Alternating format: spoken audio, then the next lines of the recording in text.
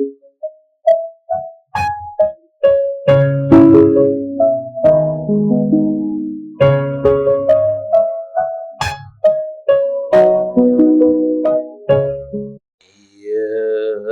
जगत सारा क्षणिक है और आत्मा एक नित्य है।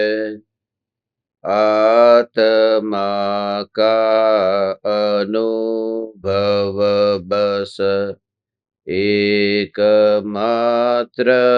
नित्य है। कहन राज को कर नमन, करो महान यह काज। आप्त ज्ञान की प्राप्ति है, मंगलमय सुख सार। मंगलमय सुख सार।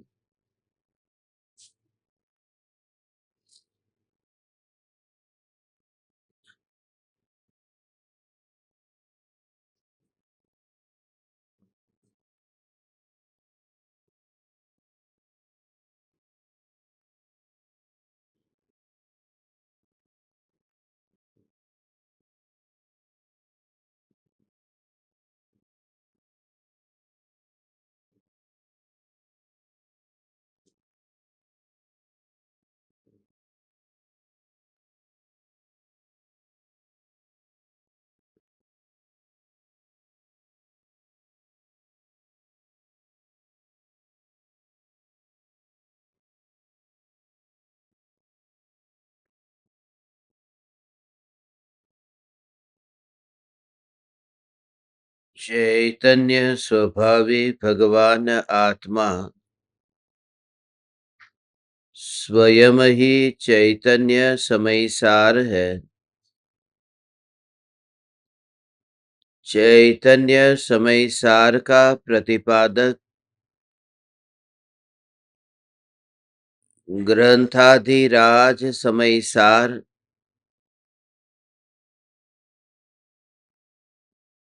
आत्म जागृति को परम धर्म सिद्ध करता है।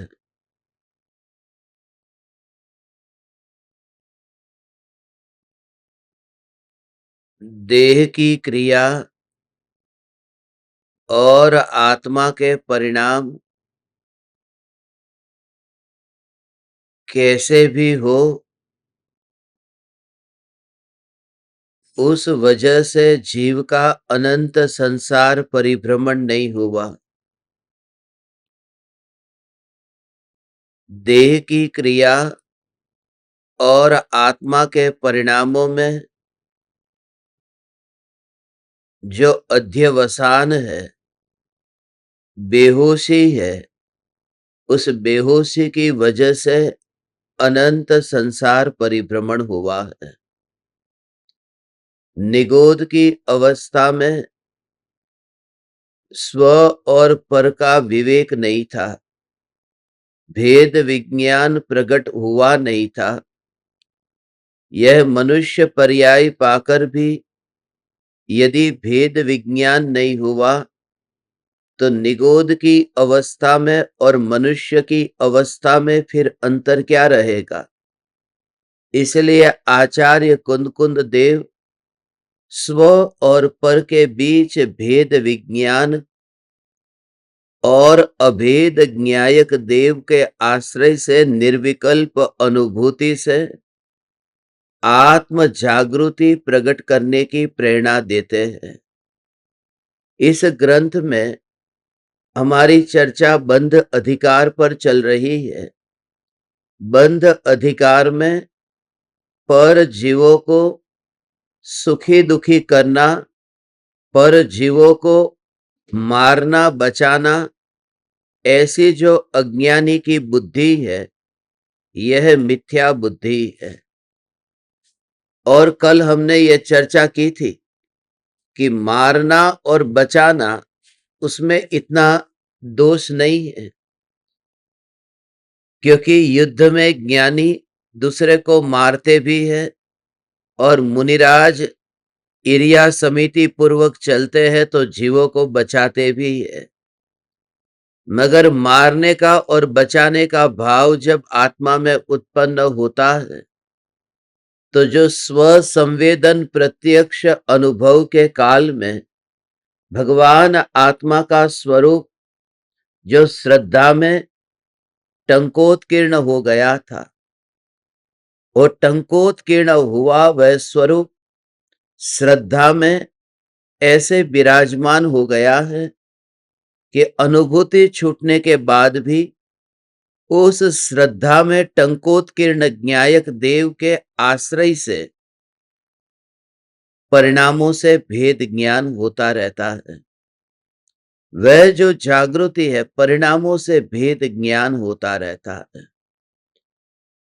जैसे कैमरे में किसी की तस्वीर हमने खींची है, वो तस्वीर कैमरे में अब छप गई, वो व्यक्ति अभी मर गया। हमारे बाप दादा की तस्वीर हम अपने घर में रखते हैं, वो बाप दादा तो अभी जिंदा नहीं है, मगर उनकी तस्वीर है जो कैमरे में कैद हो गई है। तो कैमरे में वह व्यक्ति आया नहीं है, जिसकी तस्वीर हम खींचते हैं वह कैमरे में नहीं है, वह तो मात्र रंग है, उस व्यक्ति के जैसे है। तो ऐसे ही जब निर्विकल्प अनुभव होता है तो ज्ञान में भगवान आत्मा का प्रतिबिंब पड़ता है और उसी समय श्रद्धा फोटो खींचती है। श्रद्धा फोटो खींचती है अर्थात श्रद्धा में ये ऐसी मान्यता होती है कि यह चैतन्य तत्व ही मैं हूं, यह चैतन्य तत्व ही मैं हूं, यह चैतन्य तत्व ही मैं हूं, यह चैतन्य तत्व ही मैं हूं। ये जो श्रद्धा में अपनापन हो, और खास ये कि जिस समय इस श्रद्धा की पर्याय में ध्रुव ज्ञायक देव की तस्वीर खींची जाती हो, उस समय वहां दृष्टि में और कोई नहीं होना चाहिए, वरना विकल्प होगा। जरा विचार करो, कहीं कोई ऐसी जगह पर हम चले गए, गेटवे ऑफ इंडिया चले गए, इंडिया गेट चले गए, एफिल टावर गए, स्टेच्यू ऑफ लिबर्टी गए, कोई ऐसी जगह घूमने के लिए गए और वहां पर हमारी तस्वीर खींचने के लिए हमने किसी को कहा, हम खड़े रह गए, मगर वहां पर पास में कोई व्यक्ति आ गया तो हमने थोड़ी देर इंतजार किया कि वो हट जाए, उसके बाद में मेरी तस्वीर खींची जाए। वह व्यक्ति थोड़ी देर तक हटा नहीं, वो बीच में आता रहा। तो बहुत जब सहन नहीं होगा तो हम कह भी देंगे थोड़े साइड में हट जाओ, क्योंकि जो मेरी तस्वीर खींची जा रही है उस तस्वीर में मेरे अलावा आसपास में कोई नहीं होना चाहिए। मैं आपसे ये कहता हूं कि जो निर्विकल्प अनुभव में जो श्रद्धा की तस्वीर खींची जाती है, उस समय एकमात्र ध्रुव ज्ञायक देव ही है और विकल्प का कोलाहल जो आसपास में मंडराता है, श्रद्धा उसे नहीं खींचती है, श्रद्धा उसमें अपनापन नहीं करती है। श्रद्धा के कैमरे में एकमात्र चैतन्य सत्ता ही कैद होती है और इस वजह से अब अनुभूति के बाद में अब बाहर आए तो श्रद्धा में जो न्यायक देव कैप्चर हो गया, अब वहां से जाने वाला नहीं है, अब वो अनुभव छूट गया, मगर वो वहां पर श्रद्धा में स्थापित रहेगा भगवान आत्मा। अब ज्ञानी दुकान पर गया तो वहां का परिणाम अलग है, वो जो परिणाम है दुकान पर जाकर के व्यापार करने का भाव आया, अनुभूति तो छूट गई है। परम कृपालु देव को भी ऐसी अनुभूति होती रहती थी और व्यापार भी करते थे। तो वो व्यापार करने के लिए तो वहां पर पाप ही तो करना है। व्यापार क्या कोई पुण्य का कार्य है? वह तो परिग्रह जोड़ने का कार्य है, वह तो हिंसा का कार्य है, झूठ का कार्य है, चोरी का कार्य है। कौन कौन से काम वहां पर नहीं होते। इसलिए सब पाप का मूल वो जो मिथ्यात्व है, वो मिथ्यात्व वहां छूट गया होने से कृपालु देव को पाप के भाव के काल में भी कर्मों की निर्जरा होती है और अबंधक दशा प्रकट हुई है। इसलिए तुम ज्यादा चिंता इस बात की मत करो कि मैं ज्ञाता दृष्टा रहूं। महत्व की बात है कि जब ये श्रद्धा तस्वीर खींचती है, तो फोटो खींची जाए, वो ध्यान के बिना नहीं हो सकता। तो ध्यान के काल में ही श्रद्धा ज्ञायक की तस्वीर खींचती है और ध्यान के काल में ही भगवान आत्मा का स्पष्ट स्वरूप व ज्ञान में जानने में आता है, जैसा स्पष्ट स्वरूप है। तो एक तो है कि जाना नहीं, और दूसरा है जानने के बाद में फिर उसमें अपनापन और एकत्व होना। यही मैं हूं ऐसा भाव, यही मैं हूं ऐसा भाव। अब समझने के लिए कि कोई ऐसी वस्तु है, हीरा है। अब बेटे ने बाप के लिए हीरे की अंगूठी एक भेंट में दी। वो अंगूठी लेकर के वहां पर उसने रखी है। अब बाप को वहां पर आंख से दिखाई नहीं देता, धुंधली हो गई है आंख। तो उस समय बेटे ने बाप को चश्मा दिया। अब वो चश्मा दे करके अब वो हीरे को देखता है, अंगूठी को देखता है, तो अब उसे स्पष्ट रूप से वो अंगूठी में जो हीरा है उस हीरे की चमक दिख रही है। अब जो वो बाप मानेगा कि अरे ये अंगूठी मेरी है, उसमें जो भाव आएगा, ओ बेटे ने मुझे ऐसी अंगूठी भेंट में दी। यदि बिना चश्मा लगाए वो अंगूठी को देखता और हीरे को देखता तो वह अहोभाव नहीं आता, और वह जो श्रद्धा भी होती कि ये मेरी अंगूठी है, मगर उसमें आनंद ऐसा न आता।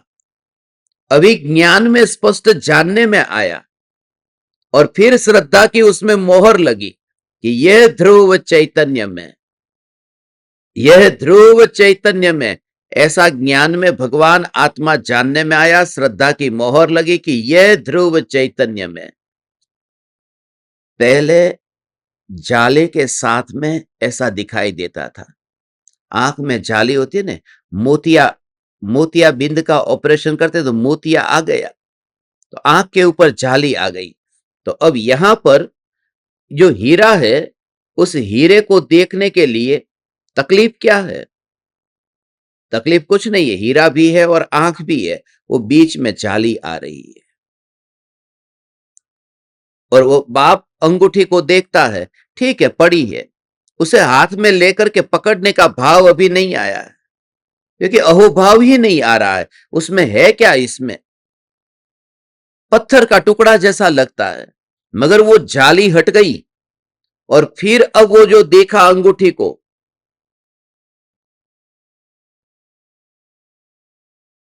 और जिस तरह से उनको वो जो देखा उन्होंने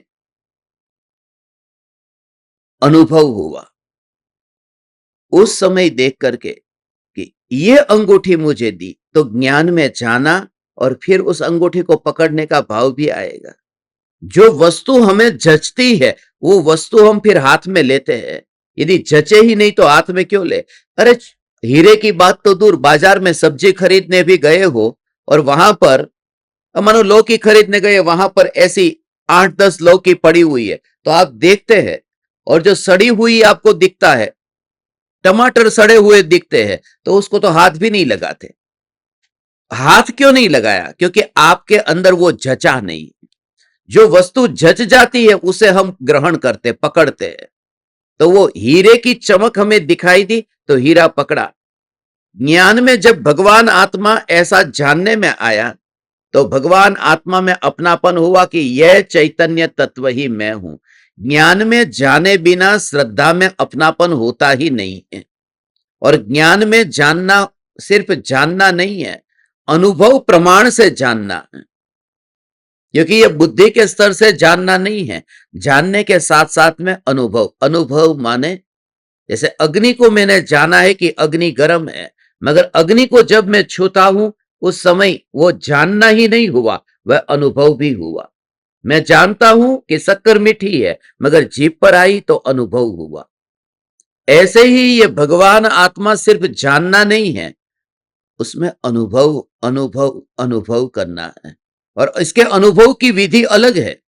जैसे अग्नि को अनुभव करने के लिए अग्नि को छूना पड़ा, शक्कर का अनुभव करने के लिए शक्कर को जीभ तक लाना पड़ा, फूल का अनुभव करने के लिए उसकी खुशबू को यहां पर हवा के साथ में भीतर ले जाना पड़ा। जैसे वहां पर अनुभव होता है, ऐसे ही भगवान आत्मा का जो अनुभव है, इस अनुभव के लिए क्या होता है कि ज्ञान भगवान आत्मा में जानने रूप परिणमित होता है, वहीं पर ही बैठ जाता है। इसलिए पालथी लगाना इसे कहते हैं।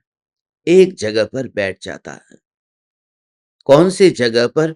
उस शरीर की जगह पर नहीं, वह आत्मा में, ज्ञान में वह परिणमित हो जाता है और वहां पर उसे कोई विकल्प भी नहीं आता है।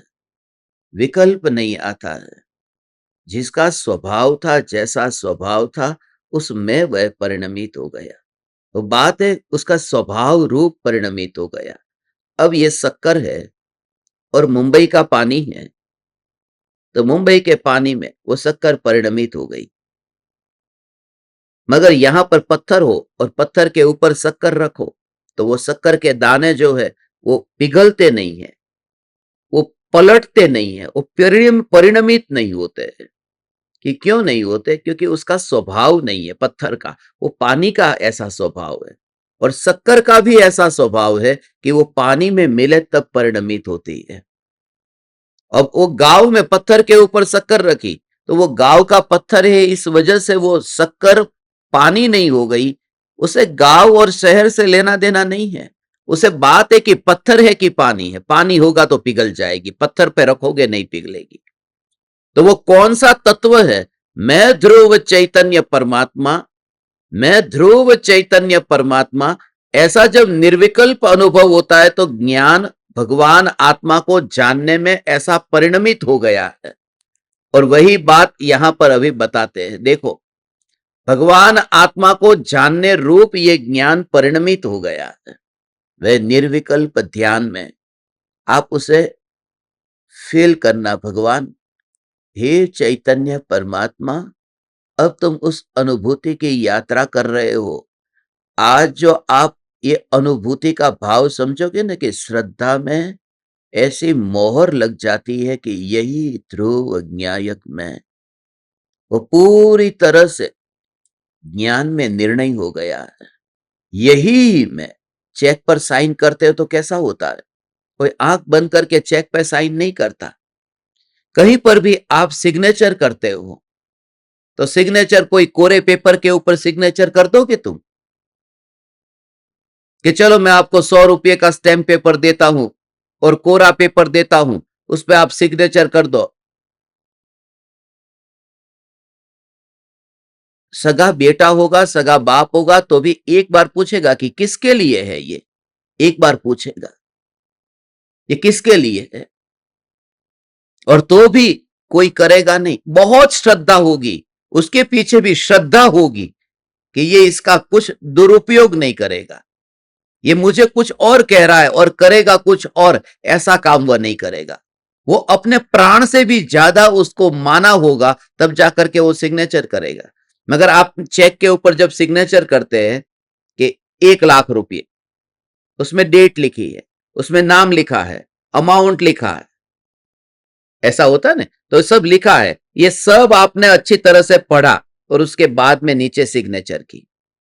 तो पहले जानना तो पड़ेगा ना कि भाई ये क्या है। उसके ऊपर हस्ताक्षर होता है, मोहर लगाते हैं। तो पहले ये जानना है कि भगवान आत्मा है क्या, वो जानना क्या है, वो शुद्ध स्वरूप क्या है, वह आत्मा में ज्ञान है तो ज्ञान का स्वभाव कैसा है। ये सब कुछ जानने के बाद फिर श्रद्धा की मोहर लगती है कि यह चैतन्य मैं हूं। कुछ ही जीव मरते समय से पहले ऐसा अनुभव कर पाते हैं भगवान। ये अनुभव कर पाना, जिसके लिए ये चैतन्य तत्व श्रद्धा में आए, उससे पहले जानना जरूरी है। और ये सत्संग किसके लिए है? ये सत्संग तुम्हें बताने के लिए है कि ये ज्ञान का स्वरूप कैसा है। तुम जानते ही नहीं हो। तुम पढ़े लिखे नहीं हो और तुम अंगूठा लगा देते हो। जहां पर किसी ने कहा कि यहां पर अंगूठा मार दो, अंगूठा कर दिया बस। और कोई व्यक्ति तुम्हें पढ़ाने आए, तुम्हारे घर पर आए और तुम्हें बताए कि देखो इसको क कहते हैं, इसको ख कहते हैं, इसको ग कहते हैं, थोड़ा पढ़ लो कि कल जाकर के कोई भी तुम्हें अंगूठा न मरवा दे, वरना तुम्हारा पूरा वैभव लूट जाएगा। तो कैसे तुमको समझाता है? ज्ञानी ऐसे समझाते हैं कि इसे ज्ञान कहते हैं, इसे दर्शन कहते हैं, इसे चारित्र कहते हैं। ऐसा ये आत्मा का स्वभाव है और इस स्वभाव को समझकर इसी में तू हस्ताक्षर करना, इसी पर तू मोहर लगाना। तो पराये में कहीं पर भी अपनापन मत करना। ये 260वीं गाथा जो आज हम ले रहे हैं भगवान, ये देखो,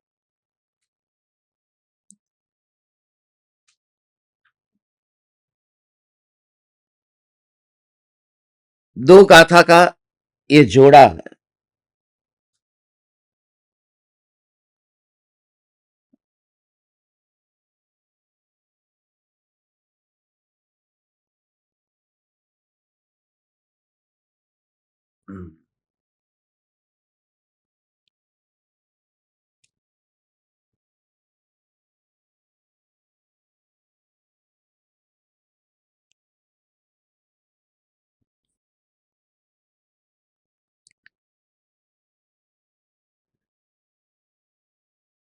दुःखिद सुहृदे सत्ते करेमिचम् एवमज्जवसिदं ते तं पावबन्धगं वा पुण्यसवबन्धगं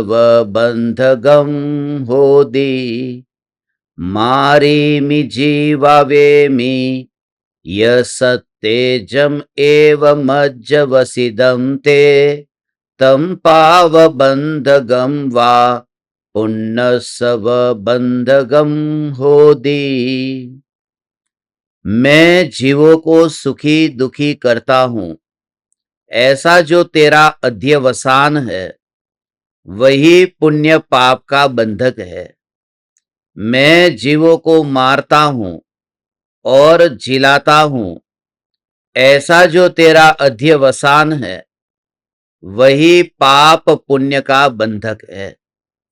ये दो गाथा में, 260वीं गाथा में सुखी और दुखी की बात है, 261वीं गाथा में मारना और झिलाना, ये जो है ना जीवन मरण की बात, ये है पुण्य पाप का बंध। इस भाव से होता है मैं सुखी दुखी करता हूं इस अध्यवसान से। अध्यवसान में वो कर्तृत्व भाव, और मैं जीवों को मारता हूं और झिलाता हूं।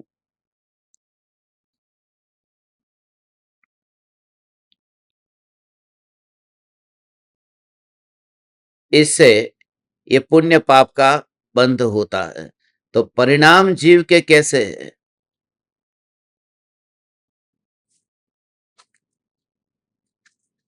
ये जो प्रकरण हमारा चल रहा है,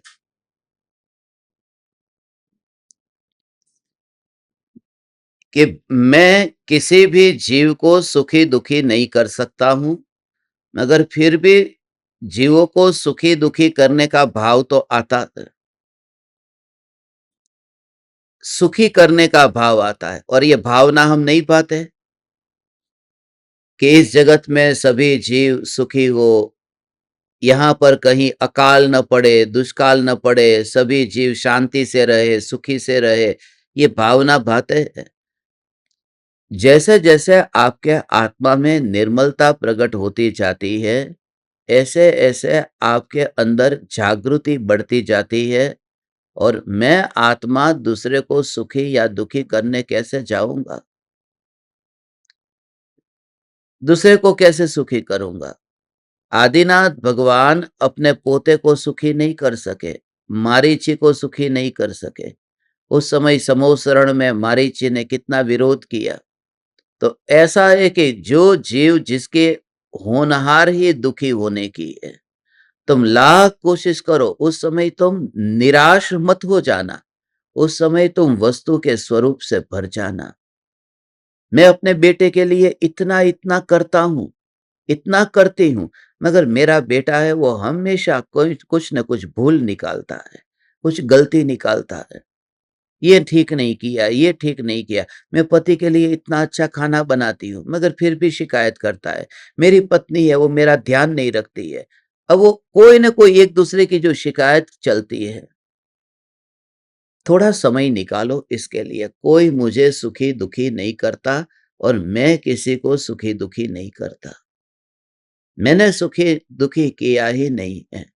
वरना क्या होगा कि जब तक सामने वाला जीव सुखी-दुखी होता रहेगा, तुम्हारे अंदर ये नशा चलता ही रहेगा। सामने वाले को जो चाहिए था तुमने दे दिया।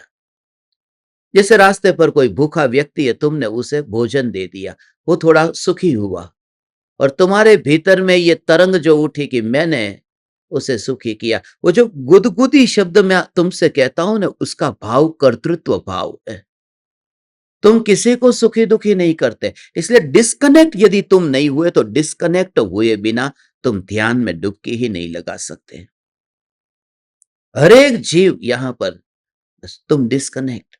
और ऐसा नहीं कि मैं दूसरा सुखी हो रहा है या दुखी हो रहा है उसकी मुझे कोई परवाह नहीं है, इसलिए तुम धार्मिक हो गए। सब ध्यान रखता है, सावधानी पूरी तरह से रखता है कि किसी जीव को मुझसे दुख न हो, ये भाव तो भाता है, मगर फिर भी वो दुख होना या नहीं होना, बस मेरे भाव मेरे तक सीमित है। कोई व्यक्ति रास्ते पर चल रहा है और मैंने उसे कहा देख करके चलना वरना गिर जाओगे। गुरुदेव ये कहते थे कि किसी व्यक्ति को कहो कि देख करके चलना वरना तुम गिर जाओगे। अब उसने ऐसा कहा कि मुझे गिरने को क्यों कहा? उसने उल्टा अर्थ निकाला। तो जब भी तुम किसी का भला करने जाओ और सामने वाले का बुरा हो जाए, वो तुमसे नफरत करने लगे। तुम तो अच्छा करने जा रहे थे, तुम्हारी भावना बहुत निर्मल भावना थी, तो इस वजह से तुम्हें पाप नहीं बंधेगा, पुण्य बंधेगा। तुम्हारे भाव के कारण सामने वाले का बुरा हो जाए तो भी भावना तो यही है ना। इसके लिए तो उत्तम भाव के कारण ये शास्त्र ऊंचे ऊंचे ऊंचे स्थान पर रखना चाहिए। मैं तुमसे जो अंतर की बात करता हूं, कल मैं ऐसी जगह पर बैठा हुआ था कि जहां पर धूल और मिट्टी ऐसी लगी हुई है, मगर मुझे उस समय जो भाव आ रहा था उसे मैं व्यक्त किए बिना नहीं रह सकता कि साफ सफाई होनी चाहिए। जिनवाणी माता है, ये परमात्मा की पुकार है। उसे ऊंचे आसन पर रखो, साफ सुथरी जगह पर रखो। धूल वाली जगह पर जिनवाणी नहीं रखनी चाहिए। जिनवाणी मां धूल वाली जगह पर नहीं रखनी चाहिए। ऊंचे आसन पर साफ सुथरी जगह पर रखनी चाहिए। मगर तुमको पता है ऐसा कुछ नहीं होता। क्यों मालूम है? क्योंकि ये समयसार जो ओरिजिनल लिखा गया था ने, वो ताड़ के पान पर लिखा गया था और पेड़ से जो पत्ते नीचे गिरते हैं उन पत्तों को पहले धोया नहीं था कि लाओ पहले पानी से पत्ते को अच्छी तरह से धो लूं, उसको कागज उसके ऊपर कपड़ा घुमा दूं, उसकी साफ सफाई कर दूं। वो तो धूल खाता हुआ पत्ता था और वो कांटे को धो करके नहीं लिखा था, वो धूल खाया हुआ था, नीचे मिट्टी में गिरा हुआ कांटा था और ऐसे कांटे से समयसार लिखा गया है। तुम क्या बात करते हो ये कि साफ सफाई साफ सफाई साफ सफाई? ये समयसार धूल और मिट्टी के ऊपर लिखा गया और वहां पर कहां रखा था? फिर ये साफ सफाई की बात क्यों? अब उसका भी तो कारण सुन ले कि आचार्य कुंदकुंद देव खुद मिट्टी पर बैठते थे, तो फिर समयसार धूल वाले कागज वहां पर लिखेंगे तो चलेगा। तू खुद डनलोप वाली गद्दी पर बैठता है और जिनवाणी को नीचे रखता है, इसलिए अनादर है। आचार्य कुंदकुंद देव खुद जैसी जिंदगी जीते थे तो वाणी भी ऐसी ही होगी। अब हमें तो चाहिए अच्छी अच्छी गादी और जिनवाणी मां कहीं पर भी धूल खा रही है, वो बिल्कुल बर्दाश्त नहीं हो सकता। इसलिए जिनवाणी मां का आदर होना चाहिए, ये शास्त्र का आदर होना चाहिए। इसे नीचे जमीन पर नहीं रखना चाहिए। इस शास्त्र को यदि तुम पन्ने को खोलते हो तो थूक वाला करके, जैसे नोट को गिनते पत्ता नहीं खुल रहा है, तो ऐसा नहीं करना चाहिए। आत्मसिद्धि शास्त्र की स्थापना घर घर पर हुई है। उस शास्त्र में मैंने ओम करके आपको भेंट दिया है, स्थापित किया है। और वो पत्ता जो पहला पेज है वो खोल करके रखते, क्योंकि उस ओम में इतने वाइब्रेशंस हुए। तो गड़बड़ ये होती है कि वो ओम वाला भी रखना है तो पत्ता खुला रहता है, तो फिर शास्त्र ऐसा ऐसा थोड़े दिन में, 1 महीने 2 महीने 3 महीने में फिर पत्ते खराब होने लगते हैं। खुला का खुला पत्ता रखोगे तो कैसा होगा शास्त्र को। इसके लिए हमने अभी एक और प्लान किया है कि उसको बंद करेंगे, उसको एक ऐसा बॉक्स जैसा रखेंगे और उस बॉक्स के अंदर शास्त्र को रखेंगे, जिससे वो शास्त्र के पन्ने खराब ना हो। उस बॉक्स को रखेंगे, आपके मंदिर में रखेंगे। गहने को कैसे रखते हैं लॉकर में, खुला का खुला ऐसे ही छोड़ देते हैं। उसको कैसे लॉकर में बंद करके रखते हैं, लॉक करके रखते हैं, क्योंकि उसकी वैल्यू कितनी है। आपके सोने का हीरे का जो हार है उसको कैसे बॉक्स में रखते हैं। सब्जी यदि बाजार से खरीद कर लेके आते सुपरमार्केट से, प्लास्टिक के बैग में दे देंगे। मगर वो जौहरी की दुकान से जो गहना खरीद कर लेकर के आए हैं, उसका बटवा भी जो होता है वो भी कितना महंगा होता है, कितना मोटा होता है, मखमल का होता है। कहीं मखमल की थैली में तुमने सब्जी को लाता हुआ देखा कि टमाटर मखमल की थैली में दिया? क्योंकि उसकी महिमा इतनी होनी चाहिए। इसलिए जिन जिन ज्ञान दीपकों के निवास स्थान पर आत्मसिद्धि शास्त्र की स्थापना हुई है, उन सभी के निवास स्थान पर यह बॉक्स हम तैयार करके आपको भेजने वाले हैं। और मैं यदि रूबरू आया तो आपके घर में बॉक्स में इस शास्त्र को विधिवत करके उसको विराजमान कर देंगे।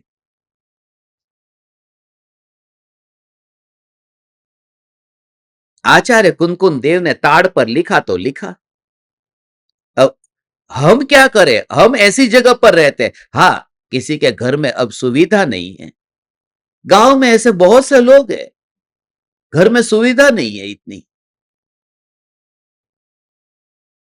छोटा घर है, एक आध कमरा है, मिट्टी ऊपर से गिरती है, खिड़ती है। ऐसे बहुत से लोग हैं, गुजरात में भी है, उड़ीसा में है। गांव में रहने वाले अपने ज्ञान दीपक कितने ऐसे हैं, मगर उनकी भावना इतनी ऊंची भावना है। तुम खुद जो है ऐसा है, अहोभाव।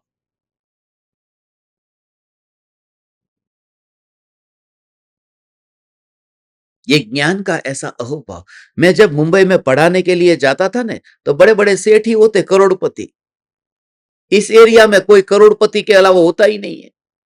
करोड़ों का तो फ्लैट आता है, तो नियम से वो सब जितना भी यहां पर रहते होंगे, जिनका फ्लैट होगा वो करोड़पति होगा।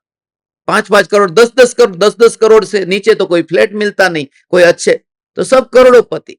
तो पढ़ाने के लिए बुलाते तो ऐसे बड़े बड़े सोफा के ऊपर ऐसा करके बैठते, ऐसा। और एक जगह पर मेरे लिए प्लास्टिक का ऐसा टूल लेकर के वहां पर रखा था, आपको इधर बैठ करके पढ़ाना है समय सार भेद ज्ञान का ग्रंथ।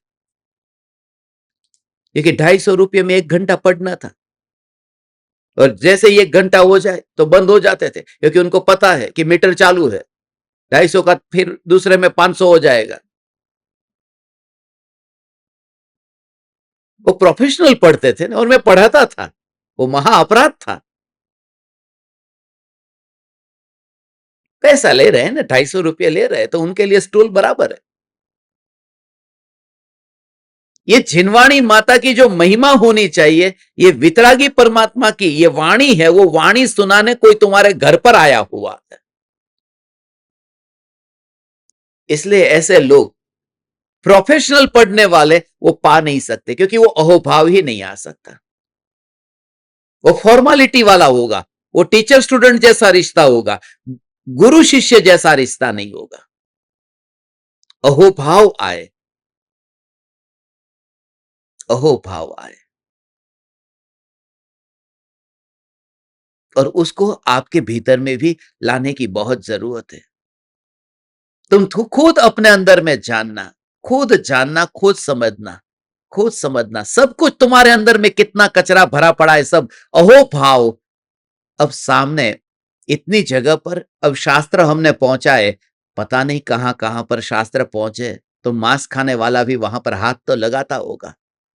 क्योंकि परदेश की लाइब्रेरी में जब कोई आत्मसिद्धि पढ़ने गया है तो मांस खा करके गया होगा, बदबू भी आती होगी, उसने हाथ ठीक तरह से नहीं भी धोया होगा, तो उसके भाव, क्योंकि आचार्य कुनकुन देव को कोई पाप नहीं लगता कि कोई व्यक्ति समयसार को नीचे रख देगा, तो आचार्य कुनकुन देव का भाव उत्कृष्ट था। दूसरा क्या करता है उससे मुझे कोई कर्म नहीं बनता, मेरी भावना कैसी है, बस।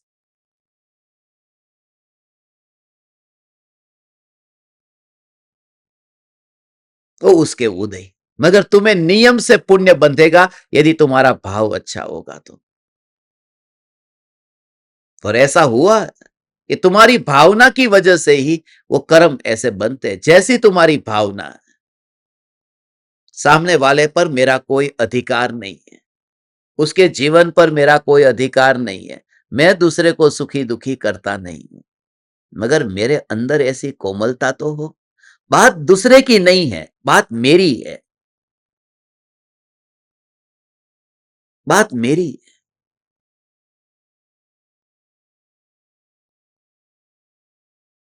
मुनिराज मेरे द्वार पर आए हैं और मैं मुनिराज को आहार दान नहीं दे पाता हूं, तो बात मुनिराज की नहीं है, क्योंकि मुनिराज को जो जो भी भाव होंगे वो तो वितरागी है, ऐसे ही वितरागी है, नगर मेरे भाव है। मुनिराज ऋषभ देव के साथ यही तो हुआ। लोग आहार दान की विधि कहां ठीक तरह से जानते थे, ऐसा नहीं है, जानते तो थे, मगर उस समय उनका पुण्य का उदय ऐसा नहीं था। सुपात्र जीव कोई नहीं थे आहार दान देने वाले। क्षायिक सम्यक दृष्टि भरत चक्रवर्ती घर में ही थे। चक्रवर्ती जैसा चक्रवर्ती आहार दान की विधि नहीं जानेगा तो कौन जानेगा? क्षायिक सम्यक दृष्टि आहार दान की विधि नहीं जानते। बाहुबली आहार दान की विधि नहीं जानते थे। बात असली यह है कि पुण्य का उदय नहीं था कि ऐसा आहार भी उन्हें मिले। पुण्य का उदय तो होना चाहिए ना। और लोग हीरा जवाहरात दे रहे हैं जिसकी उनको जरूरत ही नहीं।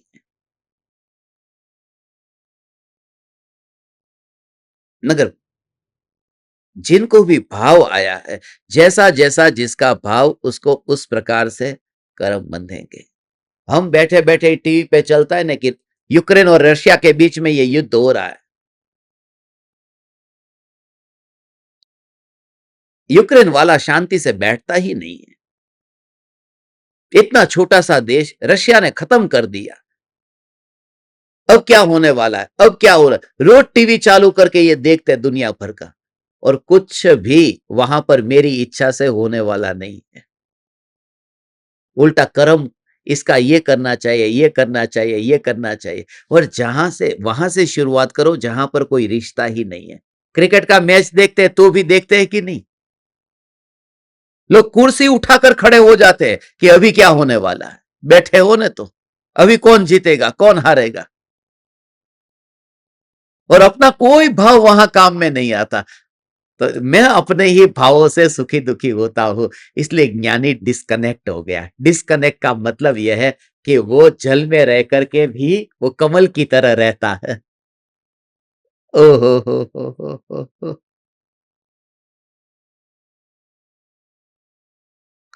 कोई फर्क नहीं पड़ता, फर्क उनको कोई नहीं पड़ता है।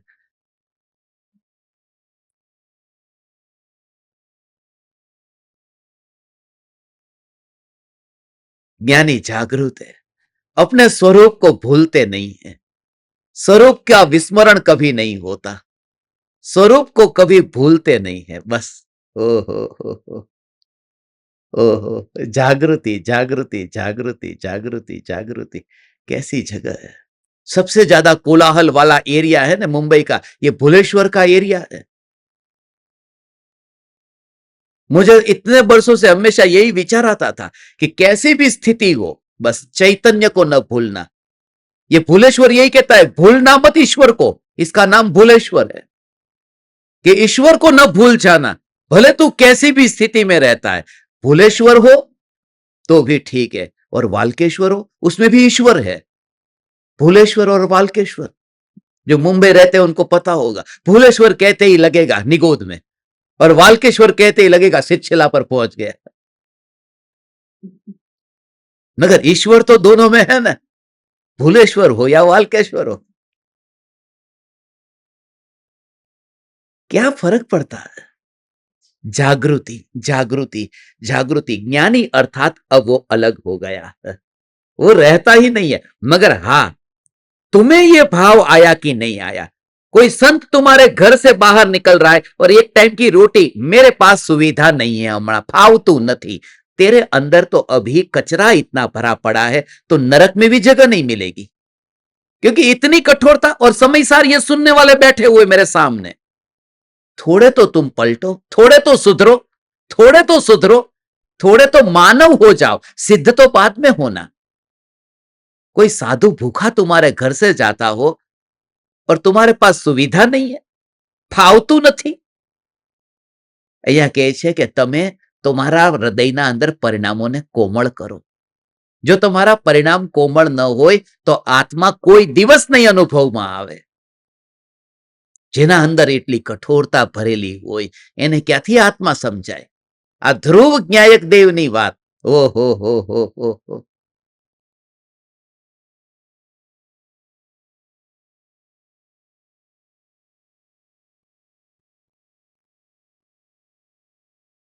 આ ધ્રુવ જ્ઞાયક, ધ્રુવ જ્ઞાયક, ધ્રુવ જ્ઞાયક, ઓહો હો હો હો।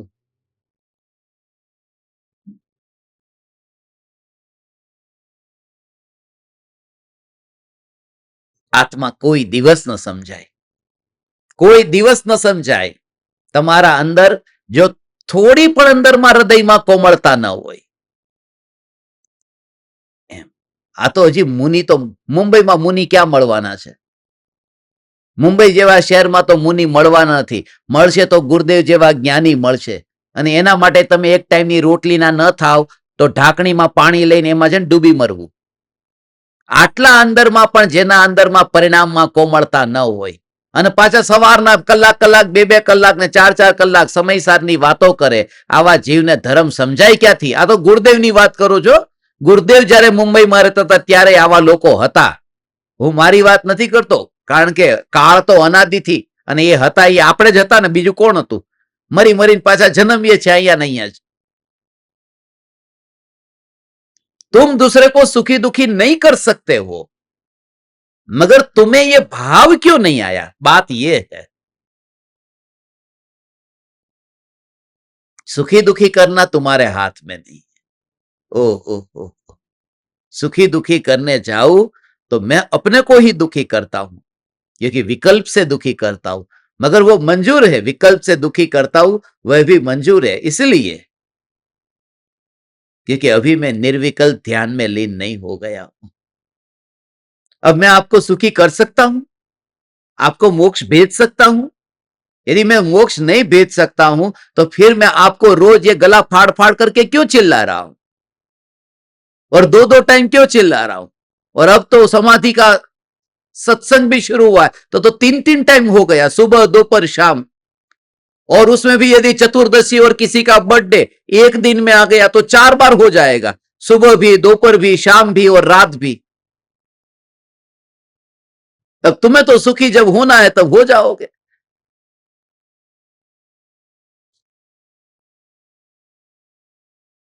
बात है तुम्हारे अंदर की, तुम्हारे अंदर की, और तुम अपने गुरु का नाम बदनाम करते हो। कृपालु देव का नाम कभी मत लेना। जीवन में यदि थोड़ा भी व्यवहार जीवन में नहीं होगा तो कृपालु देव की तस्वीर को भी अपने घर के अंदर कहीं ऐसी लगाई हो ने तो उतार देना और अलमारी में बंद कर देना।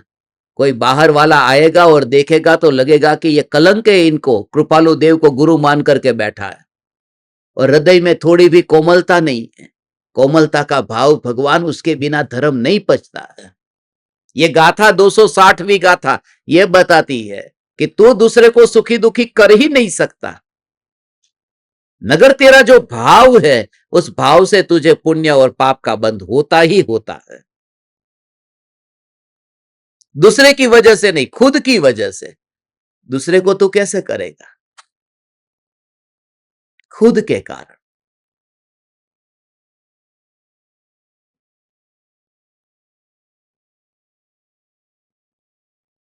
ओ हो। हे चैतन्य परमात्मा, हे ज्ञान दीपक, मैं धन्य भागी हूं। आज से फिर से मुंबई में ये चैतन्य का चातुर्मास फिर से चालू हो रहा है। जब तक बाहर गांव नहीं जाऊंगा तब तक यहां पर अब धूम मचेगी मुंबई में।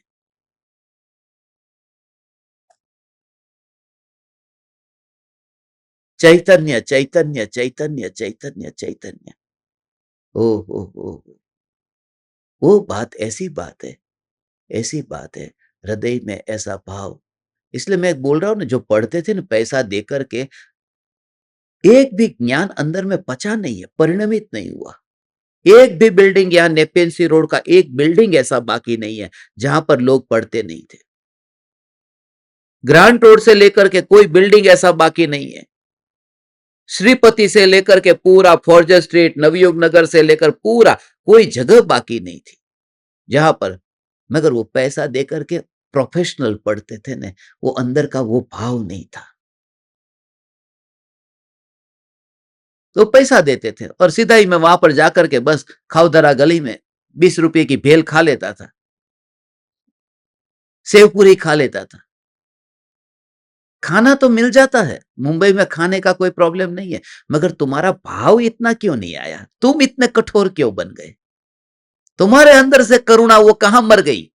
और कोई भी गुरु, मैं तुम्हें ऐसा निपुण बनाना चाहता हूं कि तुम्हारा सर्वांग रूप से कहीं से भी कहीं अधूरापन न रहे। व्यवहार तुम्हारा इतना परफेक्ट हो, नीति परफेक्ट हो, न्याय परफेक्ट हो, सदाचार परफेक्ट हो, और साथ साथ में ध्रुव की पुकार और चैतन्य का जोर, ये सब कुछ परफेक्ट हो, तब कृपालु देव की तस्वीर रखना।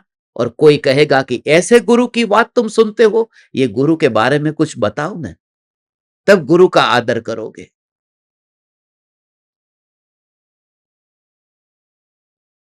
क्योंकि गुरुदेव के साथ ऐसा ही होता था। कांजी स्वामी के जो शिष्य है ना, गुरुदेव से कांजी स्वामी के शिष्य, वो रात को कांदा का भजिया बनाकर खाते और कहते आत्मा तो करता है ही नहीं, खाता नहीं है, पीता नहीं है। अब जो खाता नहीं था, पीता नहीं है, ऐसा बोलने वाला, वो खा रहा था ना जो, उसका नाम ही नहीं आया। इतनी चर्चा चली थी पूरे देश में, एक कांजी स्वामी को मानने वाले जो है ना, वो तो रात को कांदा का भजिया खाते, वो बोलते आत्मा तो खाता पीता नहीं। अब गुरुदेव की उसमें भूल क्या थी? गुरुदेव को पता भी नहीं है कि कौन क्या कर रहा है।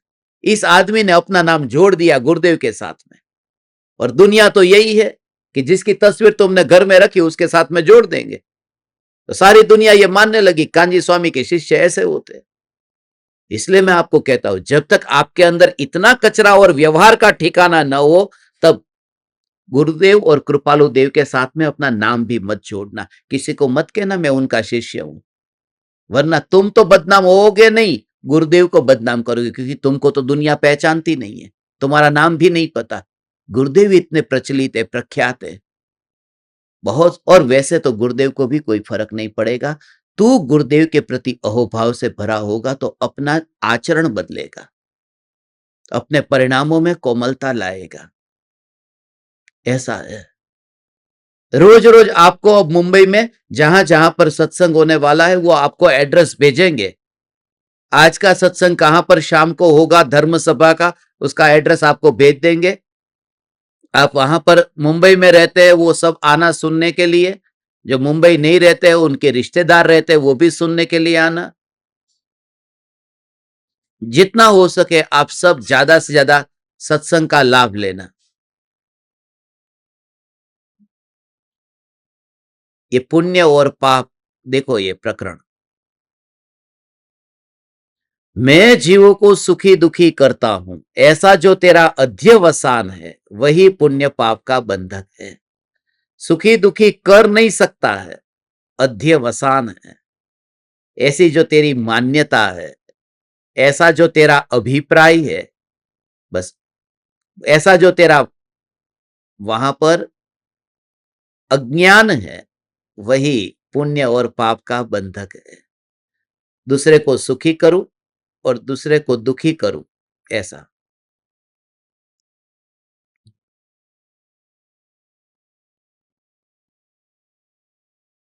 कोई विकल्प वहां पर नहीं है।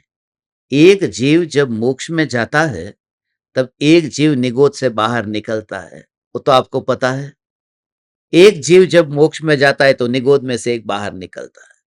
और हम जब निगोद से बाहर निकले थे तब कोई जीव वहां मोक्ष में गया? हम सभी के लिए कहता हूं, कोई ना कोई जीव मोक्ष में गया न जब हम बाहर निकले। इसलिए वो सिद्ध परमात्मा का हमारे ऊपर कितना उपकार है कि उन्होंने वो जो लाइन को आगे बढ़ाया, लाइन को आगे बढ़ाया। ओ हो, उनका उपकार है हमारे ऊपर। मगर उनको कोई विकल्प नहीं था कि ये बाहर निकलेगा। उस समय तो वे निर्विकल्प ध्यान में लीन थे, अरिहंत थे, केवल ज्ञान हो चुका था, अरिहंत से सिद्ध हुए। तो उन्हें कोई पुण्य पाप नहीं बंधेगा। अपना तो कितना बड़ा हित हुआ कि निगोद में से बाहर निकले। कितना महापुण्य का उदय, उसकी कोई तुलना ही नहीं है। दुर्लभ लही जो चिंतामणि, त्यों पर्याय लही त्रस्तणी। ऐसा करके वो पर्याय में त्रस की पर्याय प्राप्त होना, वो इसका उसका अनुमान, उसका अंदाजा तुम नहीं लगा सकते हो अभी। ऐसा यहाँ तो खाली बस ऐसे ही भुलेश्वर से वाल्केश्वर आए तो लगता है अरे कितना पुण्य का उदय, कहाँ रहता था, कहाँ रहता था और कहाँ आ गया। चाली सिस्टम में रहता था और बड़े फ्लैट में आ गया, कितना पुण्य का उदय। अरे निगोद में रहता था और पंचेंद्रिय मनुष्य बन गया। ये आत्मा का विकास देखो कहाँ से कहाँ पहुंचा। इसलिए ज्ञानी को वन जंगल में भी ये जागृति है, वरना परम कृपालु देव ये नहीं कहते। ये बात समझने जैसी है। परम कृपालु देव झवेरी बाजार में क्यों, वाल्केश्वर में कृपालु देव क्यों नहीं आए? ये सब जगह उस समय भी थी। भले वो उस समय भी, ये समुद्र कोई नया नहीं है, समुद्र उस समय भी था, चौपाटी उस समय भी थी। मगर कृपालु देव, मैं आपसे ये कहता हूं, ज्ञानी किसी भी जगह पर रहे, उनके अंतर में ऐसा अभाव, बहु पुण्य केरा पुंज थी, शुभ देह मानव नो मल्यो। वो ये नहीं कहते, क्योंकि तू यदि जहां पर भी जाएगा वहां सब जगह सब जगह सब जगह शांति नहीं है। क्योंकि बाहर के संयोगों में सब जगह कोलाहल है, कोलाहल ही कोलाहल है।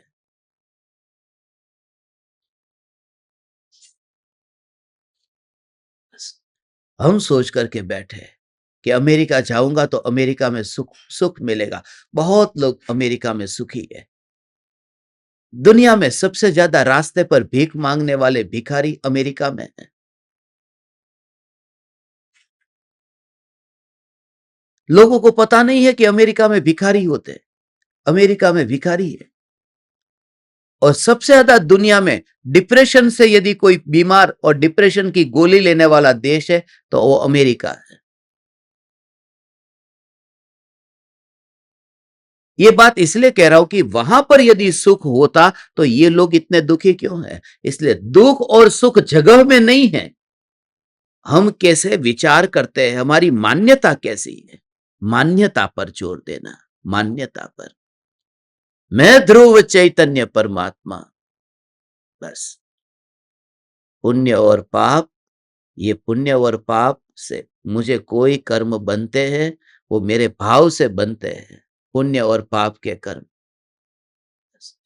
ऐसा है। ओ हो, ओ हो। मैं अहिंसा पर प्रवचन दे रहा था और एक आदमी ने पत्थर फेंका ऑडियंस में से, और मेरा सिर फूटता हुआ, फूटते फूटते बच गया। मैं ऐसा हिल गया, गुस्से में आ गया, क्योंकि वो कसौटी करना चाहता था। और जैसे मैंने उसको कहा कि अरे यार ये क्या करते हो, अभी ये पत्थर लग जाता तो, उसने कहा लगा, लगे तो बोलना। पत्थर लगा तो नहीं ने। अब मैं तुमसे पूछता हूं कि मेरा सिर नहीं फूटा, यहां सिर फूटता तो हिंसा है कि उसके दिमाग में जब ये भाव आया वो हिंसा है? बस वो हिंसा यहां नहीं है, हिंसा वहां है। इसलिए पराये का तो कोई कनेक्शन ही नहीं है पाप पुण्य से, अपने साथ ही इसका कनेक्शन है, अपने साथ ही कनेक्शन है भगवान। ओ हो, हे चैतन्य परमात्मा, हे चैतन्य परमात्मा, परम कृपालु देव जैसे गुरु मिले, धन्य हूं मैं किसी को सुखी नहीं कर सकता हूं। हो इतने इतने देशों में जाकर के ये परमात्मा की पुकार, ऐसे ऐसे ऐसे ऐसे एक ही भाव, हे परम कृपालु देव। गुरु की वाणी है ये, गुरु की वाणी है। मैं भी आप सभी से ये कहता हूं, भगवान ये प्रवचनों को, इन प्रवचनों का प्रचार करना, ये बहुत बहुत बहुत बहुत बहुत मेहनत से, बहुत मेहनत से, भाव से इस वाणी का प्रचार करना। और आज के जमाने में कितनी सुविधा है, इसलिए यूट्यूब के माध्यम से, सोशल मीडिया के माध्यम से ऐसे जीवों तक इतनी प्योर तत्व की बात जो है, ध्रुव न्यायक देव की बात, जो मिलती नहीं है लोगों को। सब कुछ इस जगत में अभी मिलता है। सोशल वर्क करने वाले सब, कितने नॉन प्रॉफिट ऑर्गेनाइजेशंस है, कितनी संस्था है, कितना पांजरापोल खोलते हैं, गौशाला खोलते हैं, जानवरों की सेवा करते, सब कुछ है। मगर ये सबके साथ में हमें जो मिला है, ये ध्रुव न्यायक देव, ये महादुर्लभ तत्व, कि कैसे कृपालु देव जैसी दशा हमारी प्रकट हो भगवान। ओ हो कृपालु देव जैसी दशा प्रकट होगी, वरना तभी हम कृपालु देव का आदर करेंगे। तो दूसरे को सुखी दुखी करता है, उस भाव से तुझे पुण्य पाप का बंध होगा। अब बात यह है कि सुखी करने का भाव तुझे आता है, तो उस भाव को अच्छा मत मानना, उससे भी पुण्य बनता है, तू छूटेगा तो नहीं। बात ऐसी है। दुखी करने का भाव आया तो तू पाप बांधेगा, सुखी करने का भाव आया तो तू पुण्य बांधेगा, मगर बंधेगा। ओ हो। कमट ने जब पार्श्वनाथ मुनिराज पर उपसर्ग किया, तो पार्श्वनाथ मुनिराज का तो कुछ भी नहीं बिगड़ा, तो कमट को कोई पाप नहीं लगेगा, पाप लगेगा उसको, कमट को पाप का बंध होगा। ओ हो, वो पाप का बंध होगा, क्योंकि उसको तो भाव आया ना, बुरा भाव आया ना, उस वजह से उसको पाप का बंध होगा। इसलिए अपनी बाउंड्री इतनी है, अपने परिणामों तक ही सीमित है, तो कितना हल्के हो जाते हैं। बेटा खुश नहीं होगा तो, पति खुश नहीं होगा तो, पत्नी खुश नहीं होगी तो, ये खुश नहीं होंगे तो कितना कितना दुख होता था, अरे मेरा मोक्ष कैसे होगा, सबको मैं कैसे खुश रखूं।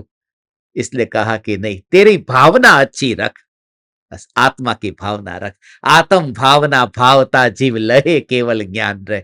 दूसरों को सुखी करते करते केवल ज्ञान नहीं पाता है। आत्म भावना भावता जीव लहे केवल ज्ञान रहे। ओ हो। हे चैतन्य परमात्मा, आज से फिर से ये मुंबई की धरती, ये फिर से तीर्थ बनने वाली है। कितने दिन बनेगी मुझे पता नहीं, मैं कोई कमिटमेंट इस बार नहीं करता,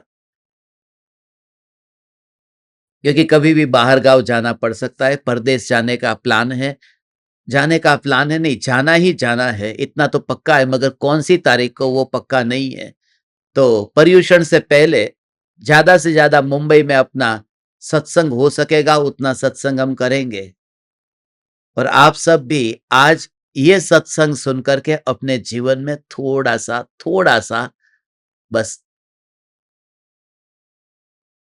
कपड़े को पाउडर के पानी में, साबुन के पानी में डाल देना, ऐसा, जिससे थोड़ा मैल जो लगा हुआ है ना कपड़े पर जमा हुआ, थोड़ा पिघलेगा। साबुन बाद में लगाना, ब्रश बाद में घुमाना, ब्रश बाद की बात है, पहले तो कपड़े को पाउडर के पानी में भिगो के रखते हैं, सीधा ब्रश नहीं घुमाने लगते, वरना मेहनत नकामी जाएगी, व्यर्थ में जाएगी, कुछ काम में नहीं आएगी, तो मैल रही जाएगा। पाउडर के पानी में नहीं भिगाया ने, और पाउडर के पानी में भिगाने का मतलब आत्मा को थोड़ा सरल बना दे, कोमल बना दे। कपटी और मायावी मत बन तू। स्त्री पर्याय मिली है, ठिंगना शरीर मिला है और काला शरीर मिला है,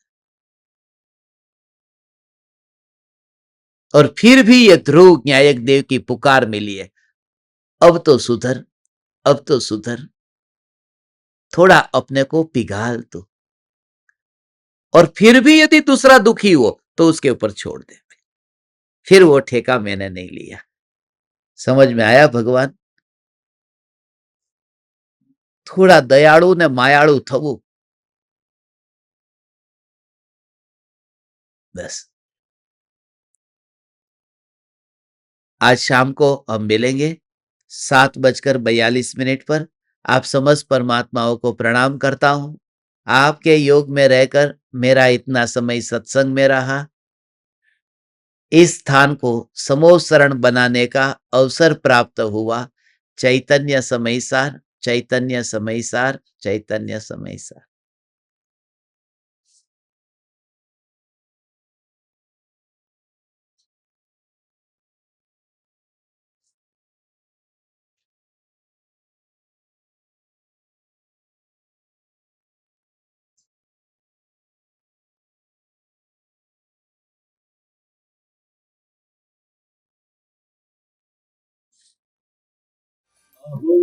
अहो श्री सद्गुरु करुणा सिंधु अपार, इस पामर पर प्रभु किया आहो आहो उपकार, आहो आहो उपकार। देह सहित जिनकी दशा भरते देहातीत, उन ज्ञानी के चरण में हो वंदन अगणित, हो वंदन अगणित, हो वंदन अगणित, हो वंदन अगणित।